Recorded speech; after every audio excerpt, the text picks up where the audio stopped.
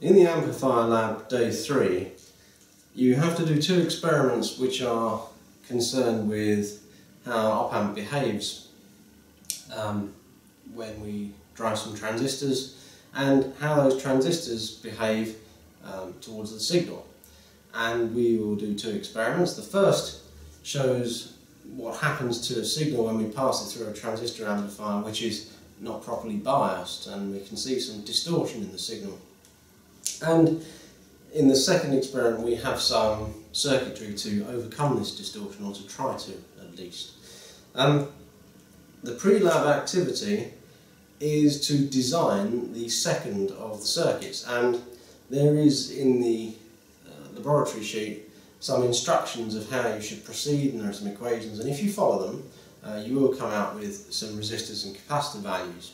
Most of the time, in fact almost always, when an engineer sits down to design a circuit, they don't open a book that has some instructions in it that tells them what to do. In fact, I think the only time that ever happens is in the design of analog filters. Analog filters are used in quite specific applications now, and they represent just a very small part of the whole of electronics.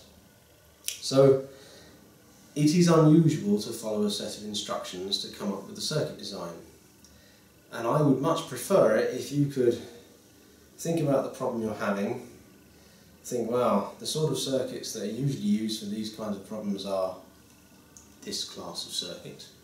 I will try, and you just start drawing, and out pops a design from your head which is based on experience and knowledge and having a good depth of understanding of what's going on, and then you have to sit down and come up with some resistor values and capacitor values and so on and so forth, and that is the skill of the design engineer. So this following lab sheet to come up with a design is very, very unusual, but you can't just fall asleep and wake up in the morning and be a brilliant designer. It takes a lot of practice. So I want to go through now the method that you might use to come up with the values of the resistors. And I may not follow exactly what it says on the sheet, because usually when I approach a circuit I will sort of do it on the fly. And that's a skill that you ought to be able to master in the fullness of time as well, and you can only do that through practice. Did I mention that you should practice? Well, you should. So let's have a think about the circuit. The circuit in question, if you're looking in the lab sheet, looks like this. We have an op-amp which has got a plus and minus 15 volt power supply, and it's got a non-inverting input and an inverting input, and this one is uses feedback, and this one goes to ground. Sorry, that's the wrong way around. Nobody saw. And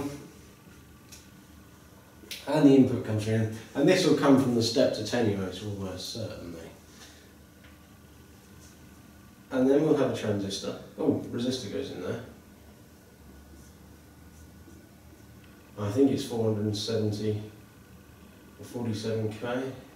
47k or 470k. Maybe it's 470k. Who can say? Let's imagine it's 470k. And there's a transistor. And then there's the little circuit here that involves a resistor and another resistor which is a potentiometer, and that comes down to, here's a transistor, and this is in your lab sheet by the way, and there's a transistor there, that goes up to the plus point. Here you've got an ammeter, which I should draw like that, and that's the ammeter that's on the Elvis board. There's another transistor here, and this is a PNP transistor. It goes down to minus rail, which is minus 15. That's plus 15. Let's finish that off. And here there are a couple of resistors, and these are on the board as well. And there is a capacitance and a load resistor. And if you look in the specification on the laboratory sheet for this circuit, you'll find that this is going to be 100 ohms. It tells you that. But it doesn't tell you the value of C1. These are 10 ohms, by the way. It doesn't really matter what the values of these are. All this stuff here is in the box on the board. If you look on the Elvis board, there is a little white box with some components in it. That's what the box is round. The other bit that you're interested in is actually down here. It's an NPN transistor, with a resistor there, and there's a resistor here, one end grounded, and the resistor here, which goes to -15. And I can't remember exactly, but I've got a feeling this is R5, and this is R7, and that's R6 on the sheet. They may be slightly different, it's not very important actually. And the things that you must do, it asks you to determine what these two are going to be, but that just sets the game because this is secretly a non-inverting amplifier and none of that stuff's important for these two. I'm going to assume that you can manage that. If you can't, look in EEE 118, lecture 16 and 17 will be in there. The bit that's interesting for us now is down here and this capacitance. In the specification for the circuit, it also says that you must be able to drive 0.1 watts or 100 milliwatts into 100 ohms. Sine wave, I think it says at 1 kilohertz, but the frequency isn't very important, anything between 10 hertz and about 50k, it'll be fine. So let's imagine it did say a kilohertz. We've got to decide the value of C1, R5, R7, R6, and we'll have to make some choices along the way. So we'll start by thinking about the power and load, because that tells us how much signal swing, how much voltage swing we need on certain nodes in the circuit. So we'll have P is V squared upon R, and this is going to be the average power. So average power is going to be 100 milliwatts. So we'll have, we want V squared, so P times R is equal to V squared. So we've got 0.1 watts times 100 ohms is 10. So V squared is 10. Therefore V is 3.16 watts. 3.1622. But I'll leave it as 3.162 because it rounds down. So I'm going to, this is RMS, remember. This is RMS because I used average power. If I want to know peak, I have to multiply by root 2. Root 2 because it's a sine wave. So times root 2, 4.47. So V, we'll call it PK, is 4.47 volts. 4.472, so it stays. 2.1 is the next figure. So that means that to get 100 milliwatts in this resistance, I'm going to have a signal here that's got a height there, 4.472 volts. So there'll be another 4.472 down here as well, and peak to peak is 8.9, whatever it is. Well, that's fine. I know now that this has to go up by about 5 and down by about 5, but it doesn't tell me what this is going to be under normal conditions when there are no signals at all. To get this signal out, I'm going to have to put a signal in here. Let's imagine I didn't. Well, if there is no signal into this amplifier, just the part over here, there should be no output. So I know that's going to be 0 volts. And let's imagine also that all my transistors are in their forward active region, and that means their base emitter voltage will be 0.7 volts. That being the case, I'll have 0.7 volts across here, and I'll have 0.7 volts across there.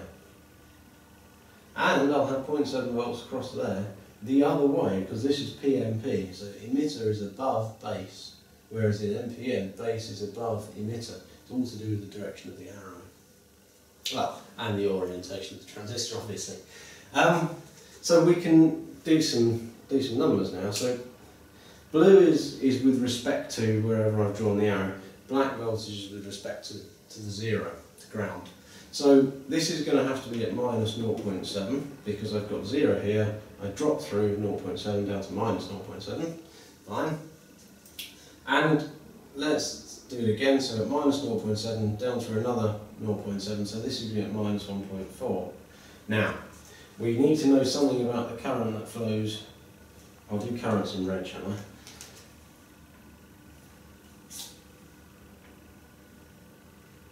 We'll need to know something about the current that flows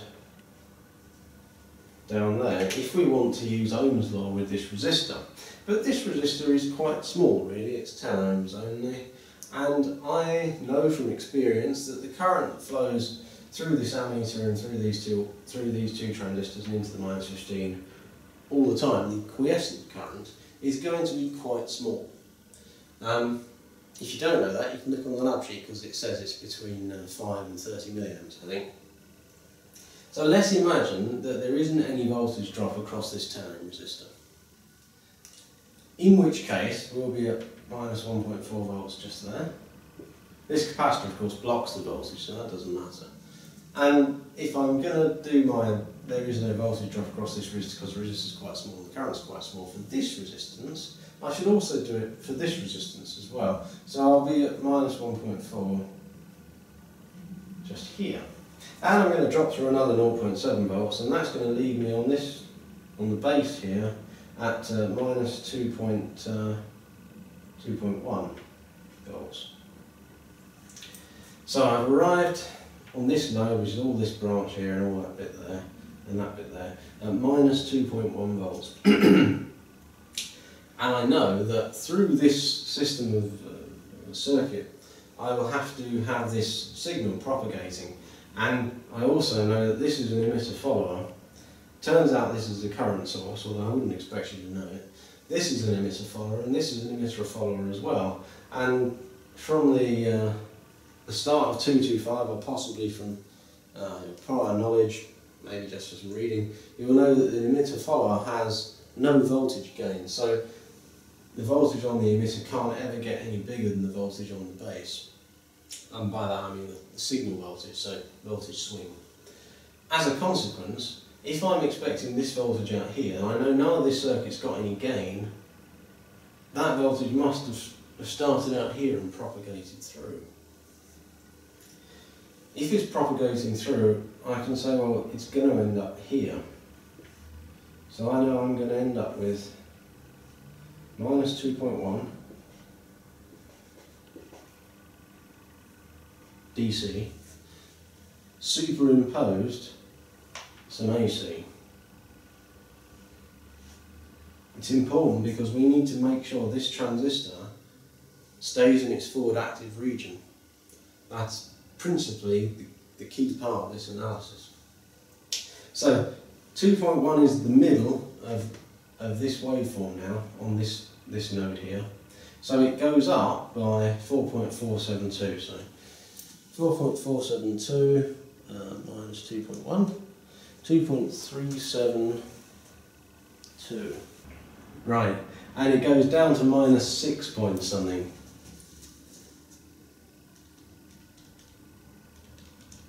Minus 6.47.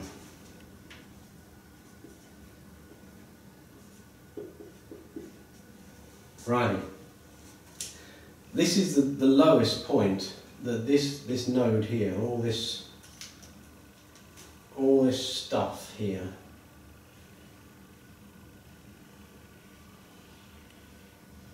all of this is one node, and it sits under quiescent conditions at minus 2.1 volts. We know this because we've worked out what happens with the transistors all being in their forward active region. And we know that a signal of this size, magnitude, must pass through this system in order to develop the power we want in the load. Consequently, we know that on this node, the signal and the quiescent point will be superimposed. We'll do it by superposition. So we know that this point can never drop below minus 6.47 volts. I'm going to get rid of the blue ring now because it makes the diagram look a bit untidy. We know that this transistor must be in its forward active region, and in order for that to be the case, we need 0.7 volts from its base to its emitter. Fine. The other thing we must have is to make sure the collector never falls below the base, because if it does, and it falls 0.2, 0.3, 0.4 volts below the base, there's a pretty good chance current will start to flow. In which case we'll have two turned on junctions, and then our transistor will be in saturation, not in its full and active region. So in working out this 6.47, we've worked out the minimum value that this point, the base, can take up, or the maximum value if you prefer, without making it so that this junction is in danger of becoming forward biased. So if the connection between R6 and R7 is any higher than minus 6.47 volts, there will be a region of this signal where the collector falls below the base, and in so doing we might get two turned on junctions and a transistor that's in saturation, not in its forward active region. So we must bear in mind when we're working out this current source, resistor values for this current source, that we've got to keep this node below minus 6.47. Now it turns out that the best possible current source is made when the voltage dropped across the current setting resistor, which is I've got labelled as R5, is as big as it can be. So I'm going to choose to make this voltage here 0 volts. Well, that means I know what this voltage is now. I can assume it's minus 6.47, and I'll assume that all the time because it's the worst case. Any other case, this is just more than 0, and that's fine. So let's calculate this bit of circuitry under the assumption that minus 6.47 is on the base of this transistor. Now we need to know some other stuff as well. We need to know what this current is that flows in the collector. Or if you prefer, we need to know the emitter current. But let's imagine it's the collector current we need because there's a fairly simple relationship between the two. Now, in the lab sheet, if you're working through it instead of listening to me, which is fine, you will find a little arrow that says you choose. Now, you must choose this. That's not a guess, it's an educated guess, or it's a choice based on experience. Now, of course, if you haven't got any experience, how do you know what to choose? Well, you have to just try and see where it gets you. Now, in order to make it so that your choice is not unlimited, it says on the lab sheet, choose between 2 and 5 milliamps, I think. Of course, if I do the working out on the board, and then you just copy it down, you won't have had the opportunity to go through this yourself. So I'm going to choose 6 milliamps, but of course you can only choose up to 5. I'm a very mean person. So let's imagine it's 6 milliamps. If you turn up with calculations for 6 milliamps, the people in the laboratory will send you away.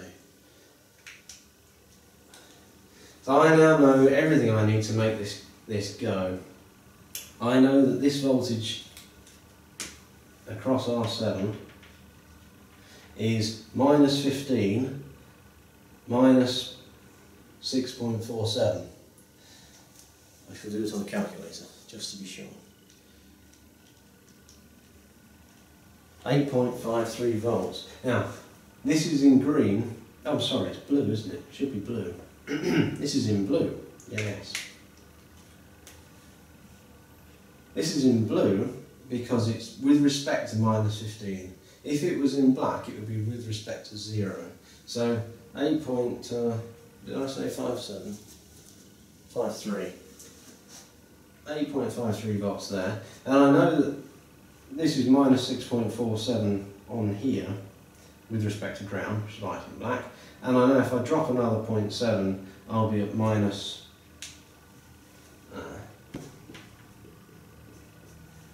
that's just there. So voltage drops across R5 with respect to the minus 15 will be 7.83.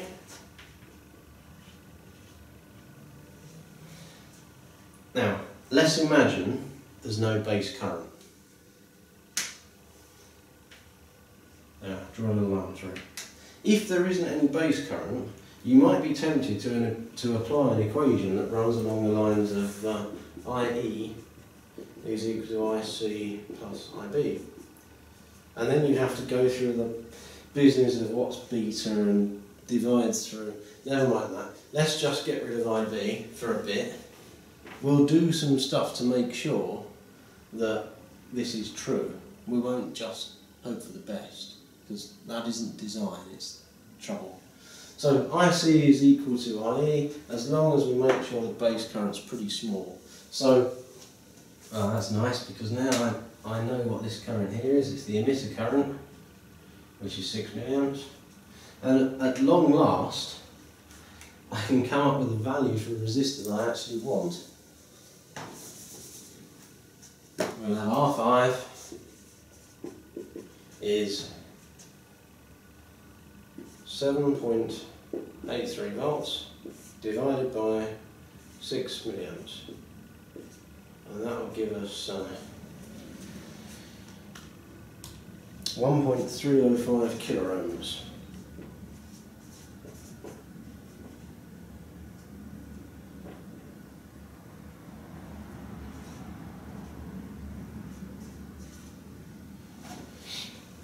And we can do the same more or less for R6 and R7. The only thing we've got to worry about is making sure the base current isn't going to be significant. And the way you do that is say, well, alright, let's imagine that this transistor here, has a beta of 100. That's the usual assumption. Unless you know different, and the way you would know different is by looking at the data sheet and reading what the maximum minimum beta or HFE is for a certain set of conditions that you know you're going to be operating under. But let's say this is a ballpark figure. We've got IC is 6 milliamps and beta is 100, and there's an equation for IB in terms of IC and beta. We've got IB is IC upon beta. That's a beta. So that means we're going to end up with an IB of 60 microamps. 6 milliamps divided by 100. Alright. So how does that help me? Well, I can't add it back into my equations. Well, I could, but let's not do that. A much more real engineering approach is to just say, well, I'm going to make the current that flows out of the ground through R6 and down through R7 into the minus 15.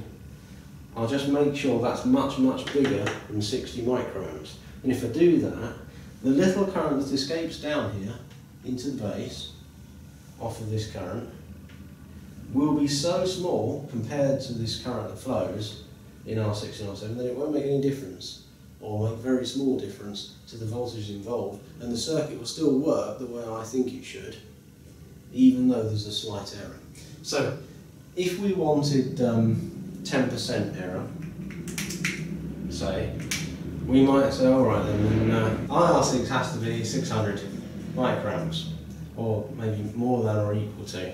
If we want 10% error, we can go on with that, or you can pick an easy one. You might say, well, 600 microamps is nearly a milliamp. A milliamp makes my calculations quite easy. Maybe I can choose a milliamp, but let's carry on with 600 microamps. Now, I know the voltage across R7 is 8.53 volts because I worked it out earlier at some point.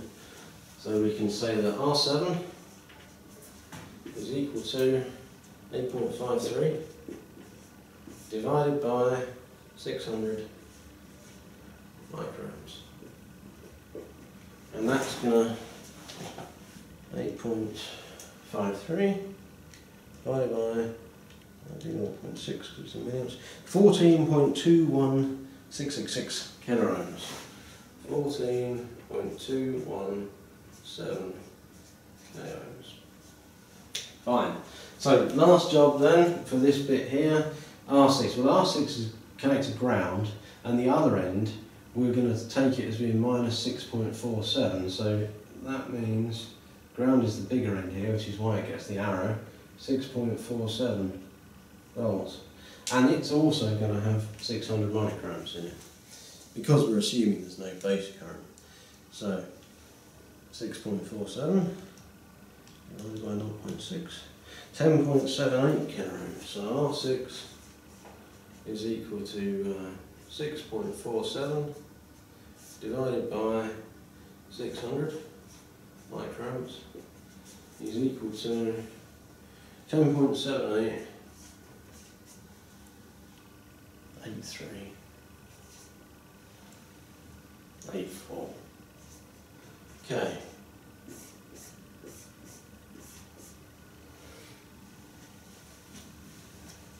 And these values will leave us in a situation where, as long as we don't want more voltage than that voltage swing than what we've got here on this node, that this transistor will always be in its forward active region, and it will always be drawing 6 milliamps or thereabouts. It actually goes above 6 and below 6 according to the size of the signal, from the rest of this circuit. So really, this current sink takes current in, but we call it current source just because we always call it current source, even if it is a sink.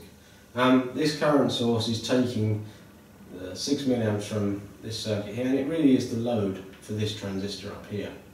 What goes in the box? I will leave you to work out the point of what goes in the box, because it's a lot to do with what the experiment's trying to show you, so I don't want to say too much about that. What I will say something about is the size of C1, because it's one of the things that you're supposed to calculate. Now, there is a method to reduce all of this stuff down to a Thevenin equivalent, and that's one of the things that you'll be doing in the laboratory. So if your Thevenin's a bit rusty, you better get back to EE118 or EE117 as well, I would have thought, and make sure that it's all right, because you're going to need it. Anyway, it turns out that, you can trust me on this, all of this circuit can be reduced to about 10 ohms in series with the output voltage. So I'll remove some of this and draw a little diagram.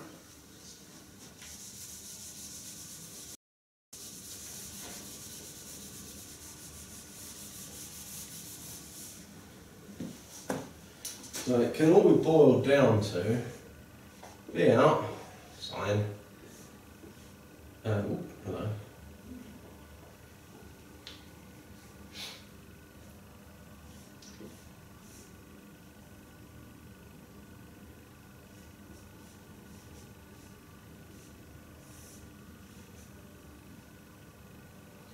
more or less to this. Now this is 110. It's 110 because it's this resistance or this resistance. First one, then the other, then the first one again, and then the other one. And the 100 is coming from here, and there's always current here. If you're not happy about how this stage works, when this transistor is turned on, current flows down there and into the ground, into the load like that. And when this transistor is turned on, current flows out of the load through the capacitor and down into the -15. And you only ever get this or that. And if you've got a sine wave that goes above and below the 0, you get this, then that, and this, then that, and this, over and over and over.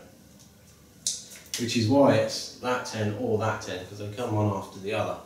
Now, during the course of the laboratory, you may find that if you adjust the value of this variable resistor, you can have some influence on how much of each one is involved, but I don't want to say too much about that either.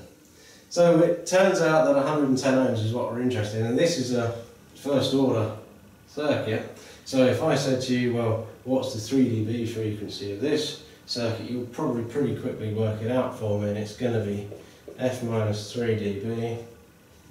It's going to be 1 upon 2 pi RC. And if I say to you, well, R is 110, the 3 dB frequency is given on the specification for the circuit.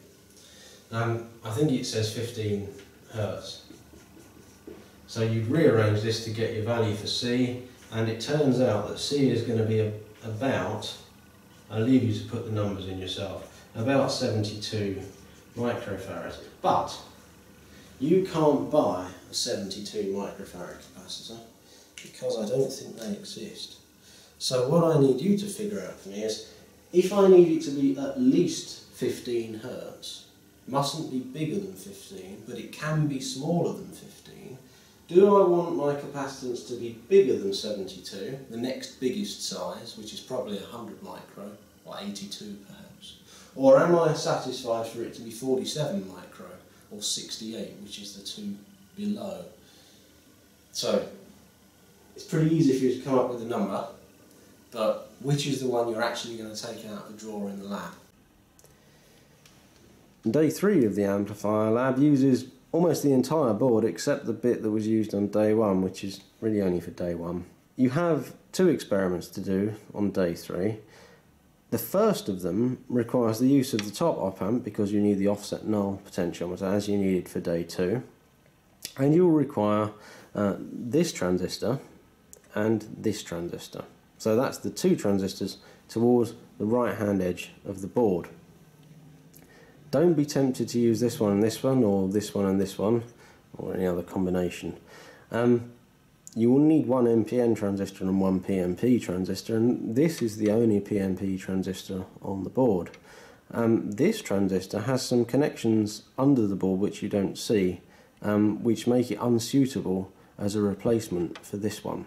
So make sure, experiment 1, day 3, this transistor, this op amp, because you need the offset null. In the second experiment of day 3, you'll require all of the transistors and one of the op amps, and you can use the top op amp then as well.